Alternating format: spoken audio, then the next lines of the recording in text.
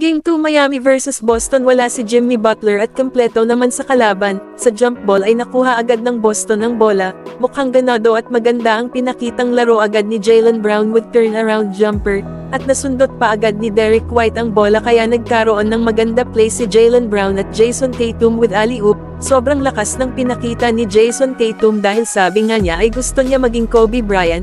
Subalit sa Miami naman at sinubukan pumasok ni Duncan Robinson pero sobrang haba ng kamay ni Kristaps Porzingis kaya tupalpal ito. Pero sa Miami Heat maganda rin ang pinakitang laro ni Tyler Herro at tumitira ito ng malayong tres. Pero bumawi naman agad itong si Jayson Tatum with fadeaway shot. Tyler Herro nag-iisip ng play at ayun napakagandang pass at Highsmith with 3 points. Sa kabilang banda naman Jayson Tatum trying to attack the rim but no good, buti na lang nandoon si Kristaps Porzingis with follow-up dunk. At Bam Adebayo 1v1 kay Kristaps Porzingis at wow grabe ang taas nun pero shoot pa rin. At Bam Adebayo nakuha ang rebound sabay atake sa ring kahit dalawa ang bantay Derrick White at Jayson Tatum pero nakuha pa rin maipasok. Nikola Jovic trying to attack but Jaylen Brown inagawa ng candy si Nikola Jovic sabay takbo sa ring nila at sabay easy layup.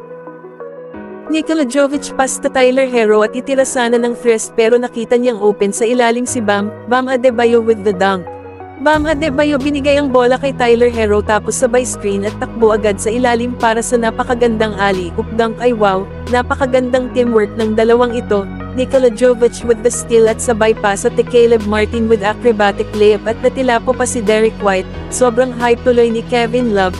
Al Horford with beautiful pass to Jayson Tatum at sabay atake sa ring at Jayson Tatum with the slam dunk. Jrue Holiday na naman pass at Jayson Tatum sa ilalim with fake spin at naiwan ang bantay at another dunk na naman for Jayson Tatum. At Derrick White with the play sabay pass at Jaylen Brown at Jaylen Brown with the one-hand dunk. At Tyler Herro naman another bounce pass to Bam Adebayo with mid-range jumper. Ang ganda ng connection ng dalawa. Sa kabilang banda Derrick White trying to attack the rim at nakakuha pa ito ng counted foul. Another beautiful pass na naman from Tyler Herro to Bam Adebayo. Grabe kahit wala si Jimmy Butler ay kumana naman itong dalawa at nabuhat nila ang team at nakuha nila ang panalo sa score na 111 and Boston 101.